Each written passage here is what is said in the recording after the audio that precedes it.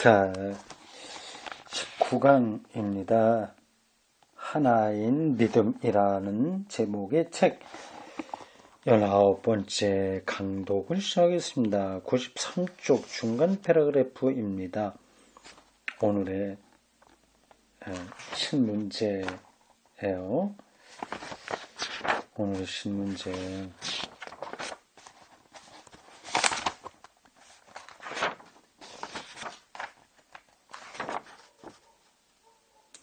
소제목 세계 정세 위협입니다. 하나님을 경험한다고 하는 것이 어떤 삶에 대한 의미 체험인데 어디서 하냐 하는 질문을 지금 계속 끌어가고 있습니다. 근데 그게 위기에 도달했다는 겁니다. 근데 권위적인 교육, 가정 이런 데서 권위가 해체되니 그럼 하나님에 대한 권위마저 없어지게 되는 거죠. 소제목 세계 정세 위협입니다. 이 과업을 천년 포기하고 의미와는 거리가 먼 기능의 영역만을 확대하기 위한 위험이 더욱 크게 드러나는 경우가 있으니 그것은 끊임없는 세계 정세 위협이다. 이 하나님 경험의 근본을 찾아가는 과업, 삶의 의미, 충만 이런 것들을 찾아가는 그런 과업을 포기하고 그냥 교회 나와서 기도 많이 하고 복 받고 뭐 이런 식으로 이게 기능의 영역이라는 거예요. 그렇게만 하는 경우가 있는데 이렇게 되는 거는 세계 정세 위협이다. 뭐 사는 것 자체가 힘드니 뭐 의미 경험 뭐 이런 건 생각할 겨를이 없는 거죠. 먹고 사는 문제 완전히 치우치는 겁니다. 그래서 세계 정세 위협이라고 이 저자가 쓰고 있는 게 아닐까 예측이 됩니다. 좀 가봅시다. 국제 정치가 온 인류의 장래에 결정적으로 중요한 의의가 있다는 것은 누구나 인정하고 있거니와 우리 시대는 크게 뚜렷한 두 가지 도전에 직면하고 있다. 핵무기 사용에 의하여 순식간에 인간의 집단 자살이 이루어질 가능성이 여러모로 존재하는가 하면 선진 공업국의 경제 정책으로 인해서 제3세계의 기아와 빈곤이 급속도로 증대되고 있다. 세계 국가 사이에서 빈부격차가 심해지죠. 그리고 여기에는 이미 어떤 자기 방어의 심리가 작용하고 있다. 이 책이 벌써 거의 50년 전에 쓰인 건데 지금도 비슷합니다. 폭탄을 안고 살기를 허용해주는 이런 심리작용은 지금 곳곳에 핵폭탄 많잖아요. 핵무기가요. 지금 뭐 북한의 핵은 정말 세계 평화에서 크게 걸림돌이 되지 않는다고도 볼 수 있어요. 아주 미미한 숫자만 있는 겁니다. 그리고 그걸 자기들은 공격적으로 사용할 수도 없는 거고요. 어마어마한 숫자가 미국, 중국, 러시아, 프랑스 뭐 등등 네로라는 나라들이 다 있죠. 파키스탄, 인도도 물론 있고요. 이스라엘도 실제로 있는 곳으로 알려져 있습니다. 폭탄을 안고 우리가 살고 있는 겁니다. 그걸 허용해주는 이런 심리작용을 우리는 이들이 자기 방어의 심리작용임을 알아야 하는데 몇 가지 열거해보자. 우리는 무서운 위험에 처해 있다는 사실을 곧잘 잊어버린다. 아니면 위협 체제로 인해서 오히려 3차 세계대전이 예방된다는 논법으로 서로가 두려우니까 핵무기를 안 쓰니 전쟁은 별로 일어나지 않는 거 아니냐 하는 그러니까 무기를 많이 가지고 있는 것이 오히려 합리적임을 자처하려 한다. 우리는 군비 개발을 계속하다가는 파국에 이르고 말리라는 충분한 자료에 근거한 예언을 심각하게 받아들이려고 하지 않는다. 말세를 묵시하는 묵시적이라고 하는 거야. 아포칼립틱스 묵시적이다. 일단 패망, 멸망 그런 것들을 묵시적이라고 합니다. 세계를 묵시하는 무서운 현실 앞에 잠깐씩 불안을 보이다가는 언제 그런 불안이 있었더냐는 듯 금방 잊어버리고 만다. 유토피아를 경계하고는 있으나 유토피아 모든 게 완벽하게 인간의 복지가 실현된 곳을 유토피아라고 보통 부르죠. 근데 원래 그 뜻은 그건 후에서 온 건데 없다는 뜻입니다. 토피아, 토퍼스. 유토피아는 없다는 뜻입니다. 없는 곳이라는 뜻이에요.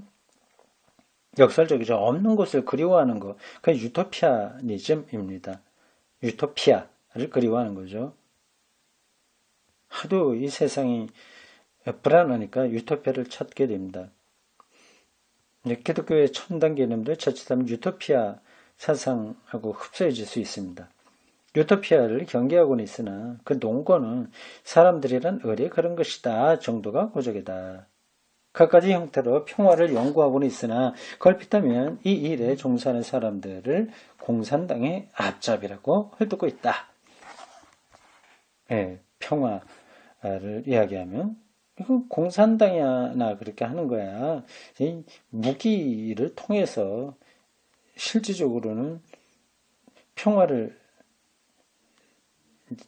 만들어갈 수 있다 그런 거죠. 우리나라 현재도 마찬가지 아니겠습니까? 남과 북, 이 평화 이야기하면 종북 좌파 얘기하죠. 세계의 기아 문제에 대해서도 비슷한 심리가 작용하고 있다. 이 심리는 오히려 우리의 소비 생활을 조장하고 있다. 우리가 나날이 접하고 있는 그러면서도 우리의 동정심으로는 감당할 능력이 없는 참상들에 대하여 우리는 정신적인 철면피가 되고 있다. 사실 여기서 예외인 사람들은 없습니다. 참 어려운 상황이에요. 우리도 함께 책임져야 할 잘못이 있음을 시인하라고 요구한다는 것은 불합리하다고 자기 방어를 한다. 그러면 아프리카의 기아 문제, 인도네시아의 그 자연재해로 인한 불행들, 등등등등 그런 거 우리가 어떻게 다 책임지냐 하는 거죠. 하기야 이런 요구를 하면서 사람들을 들볶는 사람들이야말로 흔히는 자신들도 함께 책임져야 할 잘못이 있음을 시인해야 할 사람들이긴 하다. 그렇죠. 그래서 또 합리적인 주장을 내세운다. 우리는 자신의 생산과 소비의 증대만이 우리의 원조 능력을 기를 수 있다는 것이다. 그렇죠. 이건 파이를 일단 키워야 같이 나눠 먹을 수 있는 거 아니냐. 일단 우리나라가 전체적으로 부자가 돼야 가난한 사람도 도울 수 있다. 그런 논리입니다.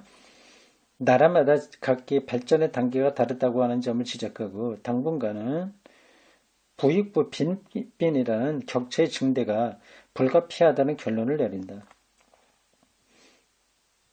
더구나 저개발 국가들은 우리가 천신만고로 원조를 제공해도 그것을 제대로 활용할 능력이 없다는 교활한 주장을 내세우기까지 한다. 잘못은 살인자에게 있는 것이 아니라 피살자에게 있다는 논법이다. 자기들이 똑똑하지 못하니까 저렇게 가난하게 살지 저 나라가 그렇게 불행에 빠졌지 그런 겁니다. 그리고 도와줘봐야 그건 끝이 없다. 가난은 나라님도 그거는 어떻게 할 수 없는 거 아니냐 이런 논리입니다. 심리적으로 자기를 방어하는 거죠. 이런 방어만으로는 부족하다고 생각되면 이번에는 두 가지의 상호 보충적인 방법을 동원하여 부담감을 벗어나려고 한다. 책임 전가에 의하여 반감을 합리화하거나 책임 전가라고 하는 게 괄호로 묶여 있습니다. 그런 일은 우리로서는 어쩔 방도가 없다. 자기네들이 할 일이다. 아주 경제적으로 어려운 사람들, 파탄에 떨어진 나라 이런 것들은 자기들 몫이다. 책임을 전가하면서 합리화하는 거고요. 아니면 선전을 통하여 수고스런 복잡한 일을 피함으로써 양심의 가책을 진정시킨다. 이거는 뭔가요? 괄호로 나온 문장입니다. 하기야 전략적인 선전이라고 해서 모두가 무의미하거나 불필요한 것은 아니다. 선전도 그것이 사실상의 광범위한 행동 계획과 관련되어 그 일환으로서 이루어진다면 확실히 필요하고 뜻 있는 일이라 하겠다. 요 두 번째 항목 선전은 실질적으로 뭔지는 잘 모르겠네요. 앞에 있는 건 알겠습니다. 책임전가. 전 나라가 방글라데시가 이렇게 가난하게 사는 것은 자기들 책임이야. 이렇게 그건 합리화할 수 있는 거고요. 너희 책임이라고 하는 그 반감을 조금 줄여나갈 수 있는 거고요. 선전을 통해서 수고스러운 복잡한 일을 피함으로써 양심의 가책을 전진시킨다고 하는 게 어떤 걸까요? 넘어가겠습니다. 세계 정세 위협입니다. 이제 이러한 상황 속에서 하나님을 어떻게 우리가 경험하게 할 수 있냐 하는 그러한 문제적입니다. 적나라하게 적자 생존, 자본주의의 극대화 이런 세계 속에서 삶의 의미를 찾기 힘들고 그러면 이제 하나님을 말하기가 어려운 거죠. 누가 하겠어요? 그 하나님을 생각하시겠습니까? 특히 이제 이렇게 부자 나라는 다 기독교 국가에 좀 속해 있으니까 잘 안 되죠.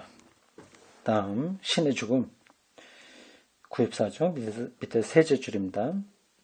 위에서 우리는 더러 상당히 일방적으로 과격한 말을 했음에 틀림없다. 그러나 이로써 우리 누구나가 벗어나지 못하고 있는 이런 자기 방어, 이 단어가 핵심입니다. 자기 방어. 나는 이 세상의 불행과 재난에 대해서 나름대로 책임이 있지만 어떻게 할 수 없다. 자기 방어의 태도가 의미 문제 및 신문제와 어떤 관계가 있는가를 더욱 뚜렷이 이해할 수가 있을 것이다. 모든 방어 심리들은 새로이 봉착하는 무의미의 회의를 배제하려는 시도들이다.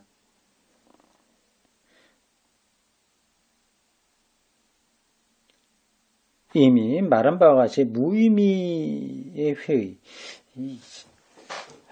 참 번역이라서 그러네요. 삶이 무의미한 거 아니냐. 이렇게 회의한다는 거죠. 그러니까 무의미한 게 아니다는 게 아니라 무의미하다는 겁니다. 무의미의 회의는 무엇보다도 나 자신에 대한 직접적인 물음에서 일어나면 의미를 부여하는 대답은 나와 너가 서로를 받아들이는 데서 의미가 발견되고 공허가 충족됨에 있다. 그러나 현대사회의 변화된 현실 생활에 있어서 이러한 상호 수용의 조건이 극도의 위험에 처해 있다. 아주 개인주의적으로 떨어졌으니까요. 나와 너의 관계에서 의미를 찾을 수 없는 세상이 되어버렸으니까요. 옛사람들이 우리 또는 사람들이라는 말이나 이기주의로 공허한 나로부터 도피처를 찾았다면 다시요. 옛사람들이 우리 또는 사람들이라는 말이나 이기주의로 인한 나로부터 나는 나 이기주의예요. 근데 그건 공허한 거예요. 도피처를 찾았다면 오늘날에 우리는 사생활에 나와 너의 관계나 마음 편안 같은 또래에서 위험한 사이로부터 피난처를 찾고 있다. 자기들 같은 색깔, 같은 집단끼리 따로 이렇게 개토를 이룬다고 할까요? 거기서 이제 피난처를 찾고 있다는 뜻입니다. 아주 적나라하게 말씀을 드린다면 서울 강남 지역에 사는 사람들이 비슷한 마인드로 사는 거죠. 그거 비슷합니다. 전자나 후자나 복잡한 사회관계 전체에 이해하기 어렵고 극복하기 어려운 문제들에서 오는 과도한 부담감으로부터 도피이기는 일반이다.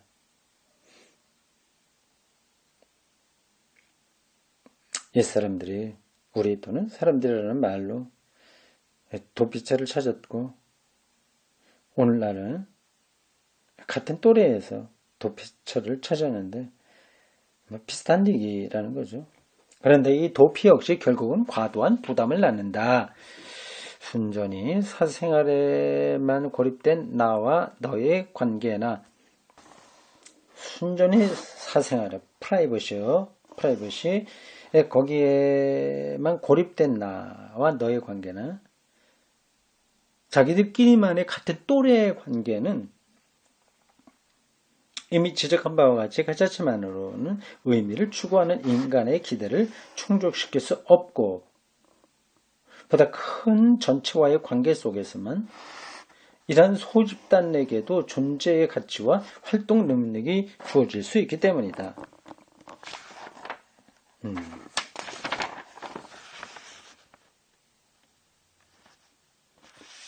네, 맞는 이야기예요.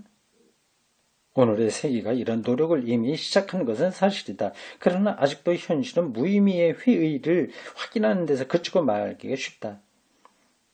그래서 결국 이런 탈출구들이란 허무주의의 징조에 불과한 것이 아니냐는 가정이 대두된다. 프리드리히 니체는 이 불길한 손님을 인식시키기 위하여 수많은 인상적인 말들을 만들어냈다. 그 중에 하나가 다른 말들과 함께 근년의 유행어가 된 신의 죽음이다. 이 말은 유행어로만이 아니라 의미심장한 말로 사용되어 오면서 여러 가지 의미를 취하게 되었지만 여기서는 니체 자신이 이 말을 어떤 의미로 사용했는가를 알아보는 것으로 충분하다. 단순화를 무릅쓰고 요약하자면 다음과 같은 뜻이다. 니체가 말한 신의 죽음이 뭐냐는 게 이제 나온다. 역사는 의미가 없다. 그런 제목이네요. 수천 년을 두고 의미를 기대해온 권위의 존재인 신을 우리 자신이 주겠다. 자투수들은 이렇게 말했다는 그 책 안에 그런 표현들이 나옵니다. 우리는 진리의 의지를 진리 자체와의 반대되는 방향으로 돌림으로써 지금까지의 역사의 결론을 내렸다. 역사가 증명하거나 불변하는 것으로서의 진리는 권력을 안정시킨다. 진리의 의지는 따라서 권력의 의지에서 나오며 그 일부다. 그런데 한편 사람들은 모든 진리는 동시에 권력을 제한하는 최고의 가치와 의미에 입각한 최고의 진리에 의하여 확립되어 있다고 생각해왔다. 따라서 진리의 안정적 기능을 포기하지 않고 동시에 진리의 제한을 용납하지 않기 위해서는 인간의 권력의 의지가 진리의 의지를 진리 자체와 반대되는 방향으로 돌릴 수밖에 없다. 이 말 좀 어려워요. 그냥 나가보겠습니다.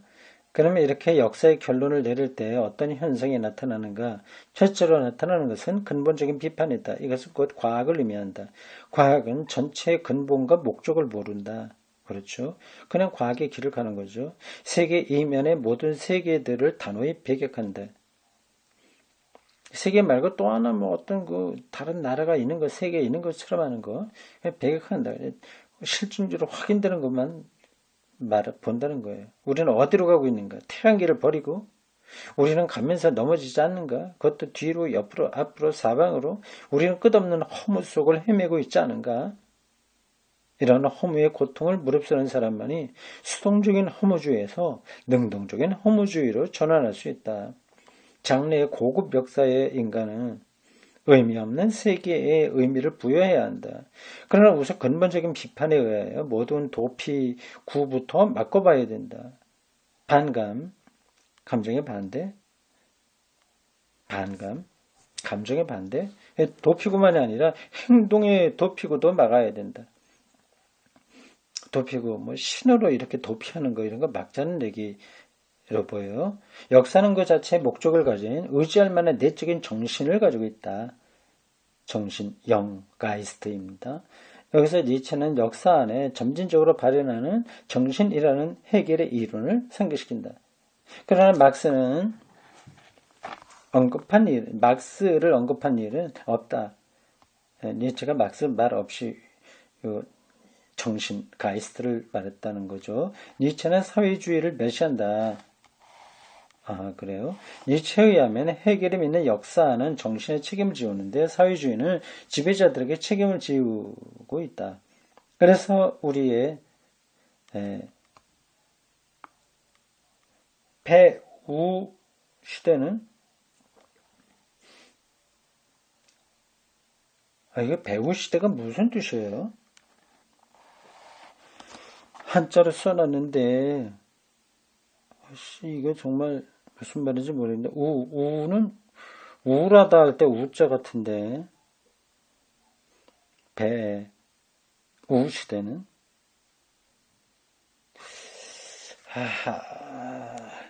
보통 영화에 나오는 배우를 가리키는 게 아닙니다. 뭐 이렇게 어려운 말을 썼어요. 배우 시대는 이거 뭐 몰라도 됩니다. 지나갑시다. 자유주의를 건설하기 위한 견고한 자재와 건축가를 낳지 못한다는 것을 강조하고 있다. 니체에 의하면 수동적인 운명론자나 능동적인 몽상가나 다같이 의지를, 목적의 소망을, 자기 자신에게 목적을 부여하는 모험을 회피하고 있다. 그래서 결국 니체의 결정적으로 중요한 것은 의미를 보장하는 권위의 존재가 없이 오직 자기 자신이 책임을 지고 목적과 의미를 창출하는 일이다. 신이라고 하는 대상 없이 자기 자신이 책임지고 의미와 삶의 목적을 창출하는 거다. 이렇게 주장했다는 거죠. 이것이 가능한 일인가? 이 저자가 그렇게 질문하고 있습니다.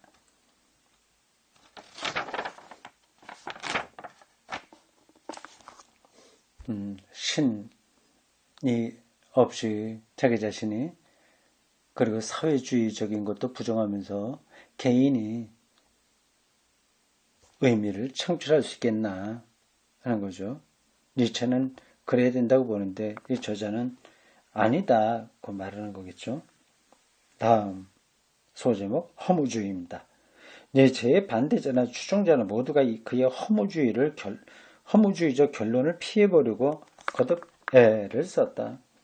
실존주의 철학 사조의 내면에도 이런 시도가 보인다. 허무주의를 극복해보려고 했던 시도요. 근본적으로 실존주의는 니체가 다룬 테마가 여러 가지로 변화된 형태들이다.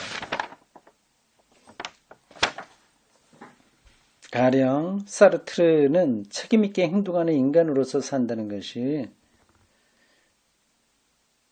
무엇인가를 레지스탕스의 일원으로서 실제로 체험했다. 레지스탕스, 무엇보다 빨치산이가 아닌가요? 레지스탕스. 이런 체험을 하는 동안에 그는 전체를 무의미하다고 보고 니체와 같은 뜻으로 자기 자신만의 책임을 지면서 목적과 의미를 창출하는 태도로 고수할 수는 없었다.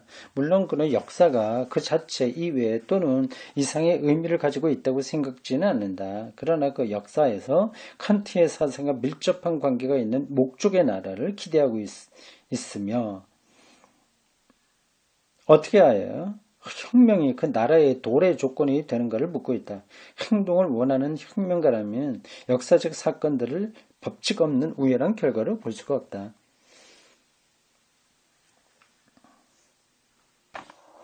법칙 없는 우연한 결과로 볼 수 없다.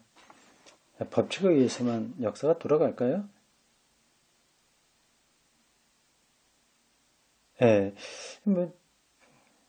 우연하게 보이는 것도 결국은 법칙이다. 그 사람들은 얘기할 수 있겠죠. 이런 것들은 다 관점들의 차이라서 딱 동의가 되기는 힘듭니다. 그 다음 역사 전체의 의미에 대한 어떤 믿음과 그 전제가 되는 어떤 인식을 포기할 수 없다는 이 근본 확신은 또 그리스도인들과 막스주의자들 많은 대화를 나눴다. 역사가 어떤 목적을 향해서 나아가고 있다고 보지 않는 한 역사의 목적, 기독교는 당연히 그 목적이 있다고 보죠. 그리고 보지 않는 한 역사의 의미에 대한 대화는 뭘 송소리다. 뭐 방향도 없고 목적도 없는데 뭐 역사가 뭐냐는 대화를 할 필요가 있습니까? 그거예요. 그래도 할 필요가 있다고 생각하는 사람도 있는 거고, 다르게 생각하는 사람도 있는 거죠. 이런 생각으로 많은 이론가들이 사회주의와의 대화를 위한 노력을 시작했다. 1차 대전 전후에 스위스와 독일에서의 종교적 사회주의, 종교사회주의요. 블란서에서 제휴 정책을 표방한 대화, 독일에서의 바울, 바울루스 게제샤프트, 뭐 이런 등등 모임, 그리스도인 막스주의자 대화 등등 이런 대화를 통해서 역사에 대한 체험의 교류가 긴밀히 이루어질 때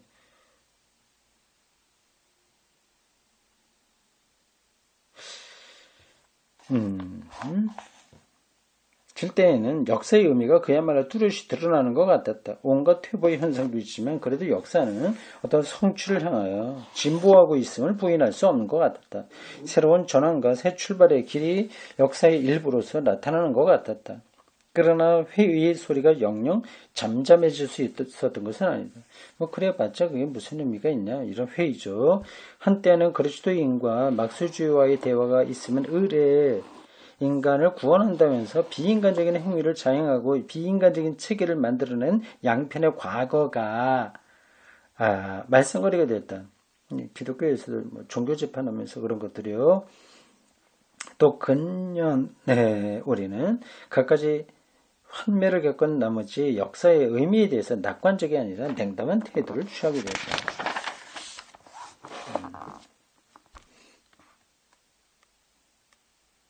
역사가 예전에 무의미해진 역사 의미를 묻는 게 무의미해진 시대였다는 거죠. 카오스처럼 돼버렸습니다. 70년대니까요. 모든 체제가 붕괴되고죠. 포스트 모더니즘이 강한 사상으로 나오고 역사의 목적이 없으면 하나님을 이야기하기도 힘든 겁니다. 해결은 영영 죽고만 것 같다. 마약으로 우리는 역사가 어떤 내적 법칙이나 어떤 초월적 능력의 계획에 따라 움직인다는 관념을 더 이상 이론적인 진리와 실천적인 행동 원리로서 고수할 수가 없게 된 것이다. 니체가 옳은 것 같다. 니체의 결론을 그대로 따라 역사의 의미가 아니라 오직 지금 여기서 내가 창출하는 의미만을 묻는 태도가 옳은 것 같다. 지금 이 저자가 그 옳다고 얘기한 건 아니고 그렇게 보인다는 겁니다. 많은 사람들이 그렇게 이해했다는 겁니다. 하이데거가 강조하는 바에 의하면 어떤 역사의 목표 이거 생각하지 말고 지금 여기서 의미 있는 삶을 살아가면 된다고 하는 겁니다. 삶의 의미를 찾거나 아니면 의미 있는 삶을 살아가는 거죠. 하이데거가 강조하고 있는 바에 따르면 시대와 역사는 인간이 자기 자신을 선행하는 자기의 삶을 미래에 투사하는 양상이다. 참 하이데거의 표현은 늘 이렇습니다. 까다로워요. 그리고 그 자기 선행에 앞서 나가는 것은 각 개인의 삶에서도 역사상의 시대 전체에서도 이루어진다. 그러나 여기에 어떤 초월적인 역사의 지도 원리가 있어서 역사는 어떤 경우에나 뜻있게 목적을 향해서 나아간다고 말해주는 것은 아니다. 하이데거가 그렇게 봤죠. 그리고 많은 지성인들이 다 그렇게 보고 있을 겁니다. 뭐 역사의 방향이라고 하는 게 초월적인 능력자에 의해서 된 거 아니다 하는 거죠. 뭐 과학이 발달하면서 점점 더 그런 생각이 강력해졌습니다.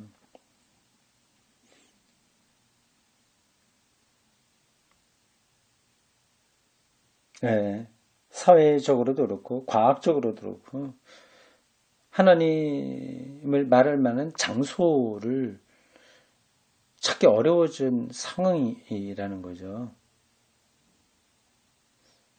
이제 역사의 목표도 없고 의미도 없고 지금 여기서 우리가 그 열심히 살면 된다고 하는 것이 모든 사람들에게 공히 받아들여지는 입장이라면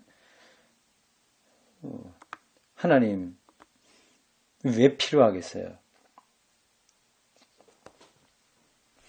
이것을 더 구체적으로 말한 사람은 또 하나의 실존주의자요 신죽음 이래로 가장 정직한 인본주의자의 하나인 까미이다.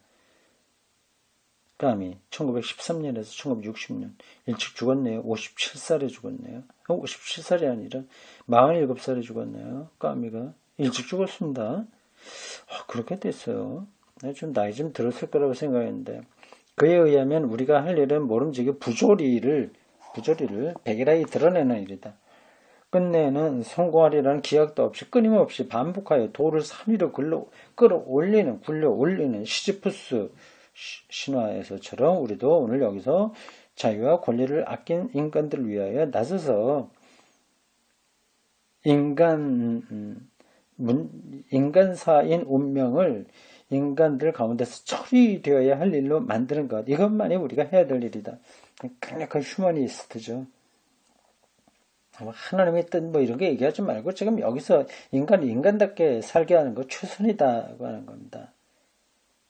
또 이것만으로 우리에겐 결국 작은 일, 이것만으로도 작은 일이 아니다. 까미는 그리스도인들에게 이렇게 말하고 있다. 뭐라고 말하나요? 기대가 되는 인용한 부분입니다. 인용이 좀 기네요. 읽어보겠습니다. 까미의 말, 그리스도인들에게 하는 말입니다. 1948년 파리의 도미니코 회원 수도회죠. 도미니코 수도회원들에게 행한 연설입니다. 나는 여러분과 함께 악을 미워합니다. 그러나 나는 여러분들과 함께 희망을 가지지는 않습니다. 나는 어린아이들이 괴로워하고 죽어가는 이 세상과 맞서서 싸우기를 결코 그치지 않을 것입니다. 물론 기독교인들도 그렇게 합니다. 세상이 그리스도인들에게 기대하는 것은 추상적 관념에서 벗어나 피로 얼룩진 우리 시대 역사의 모습을 마주보는 것입니다. 그리스도교는 인간에 관해서는 비관적이나 인간의 운명에 관해서는 낙관적입니다. 정확하게 본 거예요. 인간에 관해서는 비관적이나 운명에 대해서는 낙관적이다. 하나님이 결국 구원하시니까 낙관적인 거고 인간은 죄인이니까 비관적이라는 겁니다. 글쎄요. 나는 달리 얘기합니다. 나는 인간의 운명에 관해서는 비관적이지만 인간에 관해서는 낙관적입니다. 역설적인 표현이에요. 이게 무슨 말인지 알겠습니다.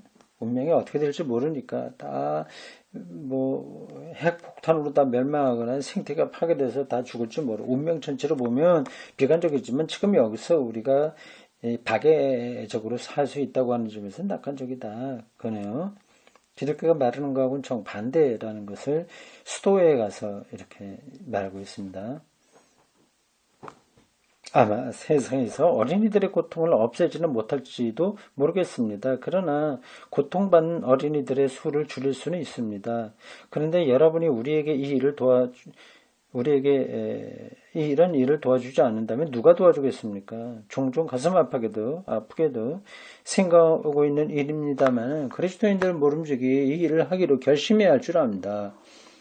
법 없이 곳곳에서 질칠 줄 모르고 어린이들과 사람들을 위해서 나서는 한 줌의 개인들의 외침에 온 세상의 수백만 그리스도인들이 참으로 수백만의 소리를 합해야 할 줄로 압니다.